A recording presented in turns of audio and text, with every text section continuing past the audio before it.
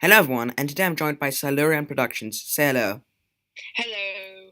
Yeah, so today I'm gonna do this video about which is canon. Are the Big Finish audio adaptations of Doctor Who books or the original books canon? So yeah, what do you think?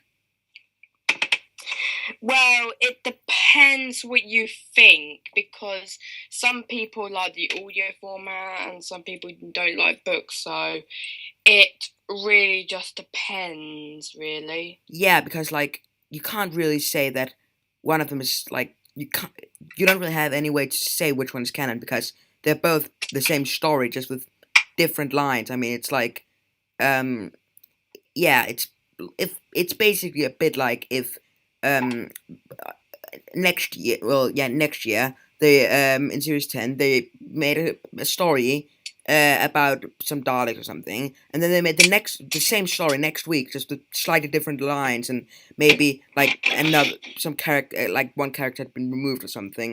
It would basically be the same as that, and that's kind of what it is. So Mm. so yeah, I guess you could say that the books came first, um, but then again, Scream of the Schalke came first.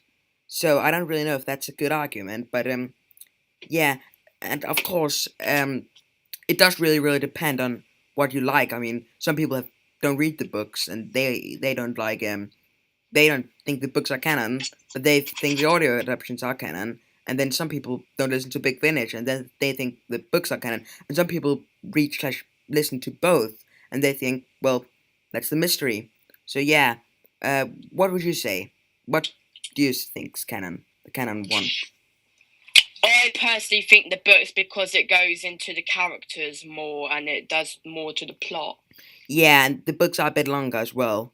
And like quite a lot of stuff has been like removed in the audio because it's like it's like you take a story and then you remove like it's like turning a TV story into an audio. That's like this. If they did that, that would probably be the same result because like you don't get like the like in the book they're like well I like it's written what the characters think like yeah, you can't really there's no narration in the audio adaptation, so yeah, you lose that element of the story really.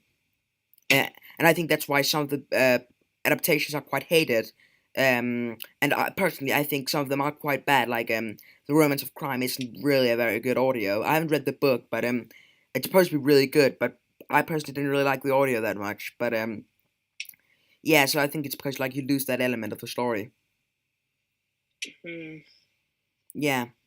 So I would personally say that I think the books are canon as well.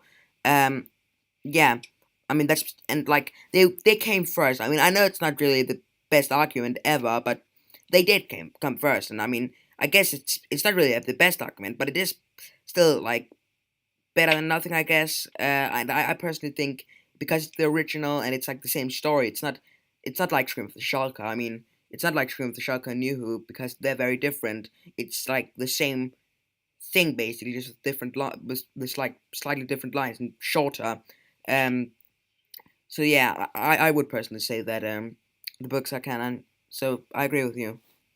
But what do you think of the idea of like making um adaptations, well, turning the books into audios? It's a good idea, but it depends how it's done because Romance of Crime has failed and some other audios like the High Science failed, and when I did my review on it, I was like saying that the book is actually better, Yeah, and I gave the book a 10 out of 10, and then the audio is like a 7 out of 10. yeah, exactly.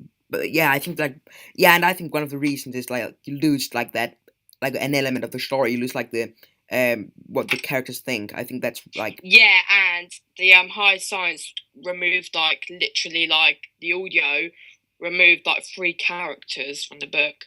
exactly, and that's not a very good idea because like you lose a lot of the story if you remove characters. Mm. Yeah, And the it was kind of changed like how they left the story in that they were like for example this character in the Higher Science, yeah, was still in the story, but because another but but another character got removed. And then this character had like a slightly different role. And then got removed the way the other character did in the book. Yeah, exactly, and that's not really a very good thing to do, and it's the same story to change it that much because I mean it just makes the fans angry, really, and yeah, it's just annoying for the fans, and yeah. Yeah, and I think I heard that the English Way of Death and Well Man of War don't remove that much. Yeah, I haven't actually read the English Way of Death or the Well Man of War. But I've listened to the audio of the English Way of Death, and I personally enjoyed it.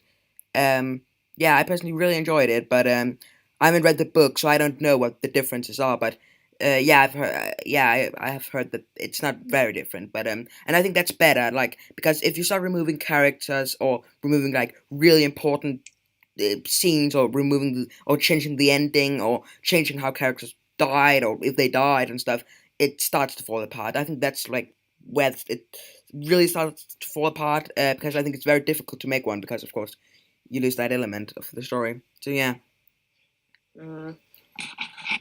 but I guess it's like I can't say for 100% certainty that the book versions are canon because and it's like your opinion. I mean, when you watch this, you might be thinking, nope, I definitely think the audio version is canon, and that's fine because there isn't really any like 100% like there isn't really any right answer to this. It's more like a what do we think because you can't really have a 100% answer. So yeah, um, well unless it's like they remove like a really arc heavy thing if it's like a virgin book they remove like a really um well they've only adapted virgin book but if it's like a virgin new adventure they remove like a really important part of a story or something I guess the book has to be canon but then again some people don't think the books are canon so I think it's about your opinions yeah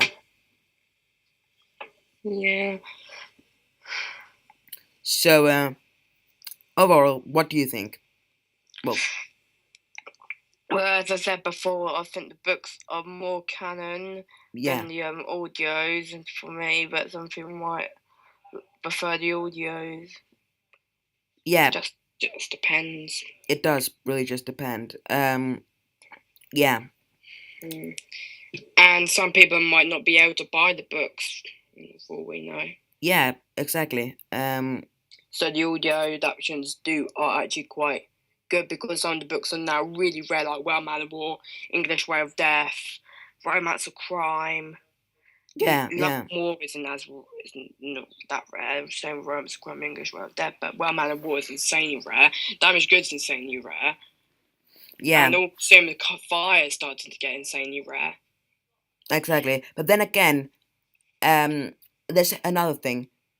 How does this all-consuming fire fit into canon? Because of course, in Doctor Who, it's mentioned a couple of times that Sherlock Holmes is a fictional character.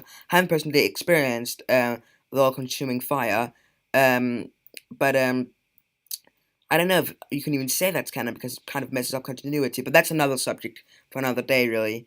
Um, Um, I'm gonna say something about this actually. I thought that the Augustin Fire is part of the alternate time cycle oh, it is. arc. No, it's not. I thought it was, but but then I found out it wasn't. I was like, oh god. Yeah, Yeah. exactly, and that's But like it's probably still good because Andy Lane has written like Lucifer Horizon and Original Sin, and they're supposed to be like brilliant books. yeah, yeah. Yeah, exactly.